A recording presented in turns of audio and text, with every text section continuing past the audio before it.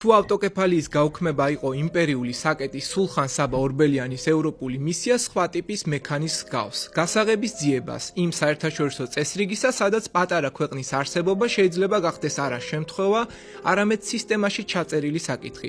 ეს არ იყო რომანტიკული ელჩობა, ეს იყო მრავალშრიანი ოპერაცია, დიპლომატიური, კონფესიური, საინფორმაციო და კულტურული და სწორედ ამიტომ მის ტექსტს მოგზაურობა ევროპაში დღეს ვერ წავიკითხავ მხოლოდ როგორც მოგზაურის ჩანაწერს, ეს არის საგარეო პოლიტიკის დოკუმენტური ნარატივი დაწერილი იმ ეპოქის ენაზე, როცა დახმარება ხშირად ითარგმნებოდა როგორც სარწმუნოებრივი ერთობა. მე-18 საუკუნის დასაწყისში კავკასია იყო სივრცე, სადაც ძალაუფლების ლოგიკა ნაწილდებოდა ოსმალეთსა და ირანს შორის, ხოლო ჩრდილში იზრდებოდა სხვა ცენტრის, რუსეთის პოტენციალი. ასეთ გარემოში ქართლის პოლიტიკური ელიტისთვის დასავლეთი განსაკუთრებით საფრანგეთი და წმინდა საყდარი იქცა ლეგიტიმაციისა და შუამდგომლობის იმედად, არა იმიტომ რომ ევროპა მოყვარე იყო, არამედ იმიტომ რომ იმ ეპოქაში ევროპის კარის სიტყვას ჰქონდა საერთაშორისო წონა.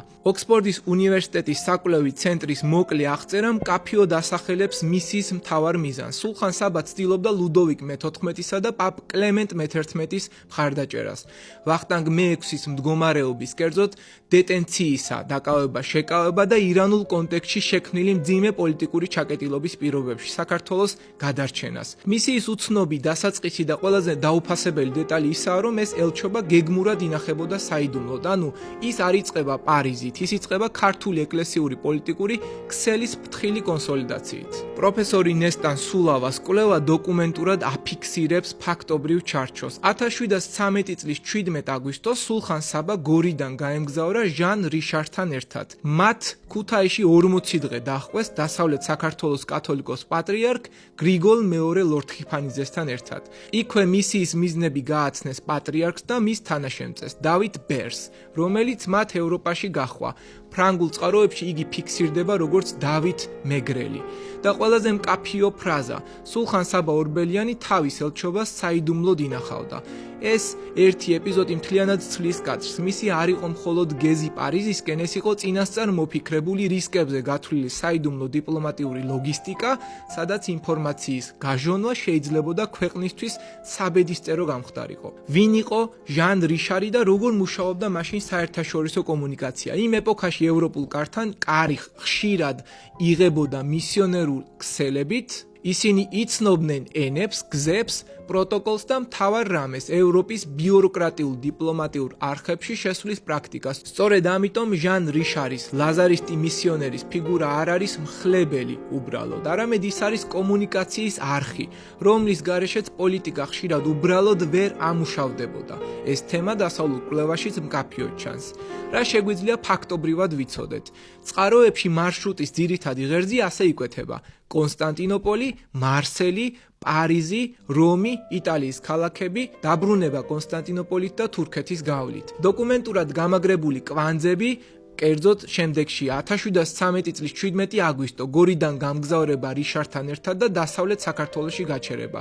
1714 წლის ივლისი სულხან საბა უკვე რომშია, დევიდ მარშალ ლენგის კლასიკურ ნაშრომში ეს დრო მკაფიოდ არის აღნიშნული. ოქსფორდის საკვლევი ცენტრი ხაზს უსვამს, რომ ტექსტის შემორჩენილი ნაწილი განსაკუთრებით აღწერს დაბრუნების ფაზას, რომს, მალტას, დიდოსტატთან შეხვედრით და კონსტანტინოპოლს ფრანგი ელჩის დაცვის ქვეშ ყოფნის პერიოდით. თანამედროვე მკითხველს ხშირად ეჩვენება თითქოს რელიგიური არგუმენტი პოლიტიკური დიპლომატიისგან განცალკევებულია, მაგრამ იმ ეპოქაში ეს პირიქით იყო, რელიგია იყო პოლიტიკის ენა, ხოლო მისიონერული პროექტი საერთაშორისო ურთიერთობების ერთ-ერთი ინფრასტრუქტურა. სწორედ ამაზე აგებს დასავლური აკადემიური კვლევა ერთ-ერთ მთავარ ხაზს.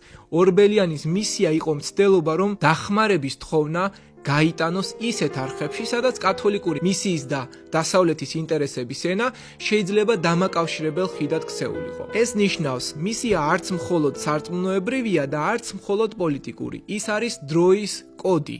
როცა პატარა ქვეყნის გადარჩენა ხშირად ითხოვდა საკუთარი ინტერესების გადათარგმნას იმ ენაზე, რომელსაც დიდი ძალები იაზრებდნენ. არსებული ტექსტის შემორჩენილი ნაწილი განსაკუთრებით ეხება დაბრუნების გზას და გზად დანახulis დეტალურ აღწერას. ნესტან სულავა კიდევ ერთ ძლიერ დეტალს აჩენს, რომელიც დიპლომატიის მიღმა გვაჩვენებს კულტურულ მისიას.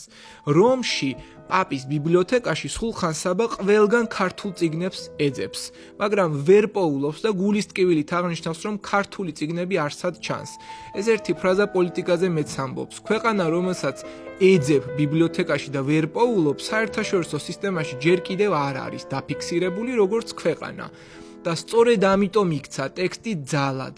თუ დახმარება ვერ ჩამოვიდა როგორც ჯარი, ევროპა შემოვიდა როგორც ტექსტი. სულხან საბას ევროპაში მოგზაურობა დღევანდელი საქართველოსთვის არ არის მხოლოდ ისტორიული ეპიზოდი, ეს არის მექანიზმის გაკვეთილი. როცა ქვეყანა დიდ ძალებს შორისაა, ევროპა იდეა კი არა, არხებია. სულხან საბა ეძებდა არა სიმპათიებს, არამედ ინსტიტუციურ გასაღებებს. ვისთან შედის ქვეყანა სისტემაში, ვის ენაზე ლაპარაკობს, რომ მისი ინტერესები სხვებისთვის გასაგებად იქცეს. დღესაც ზუსტად ესაა მთავარი. ევროკავშირზე საუბარი მხოლოდ სურვილი არ არის. ეს არის ინსტიტუტების ენა, სამართლის რეფორმების, სანდოობის, უსაფრთხოების არქიტექტურის ენა. ვინც ამ ენაზე ვერ ლაპარაკობს, ხშირად რჩება საკითხად და არა პროგრამად. ზუსტად როგორც მაშინ.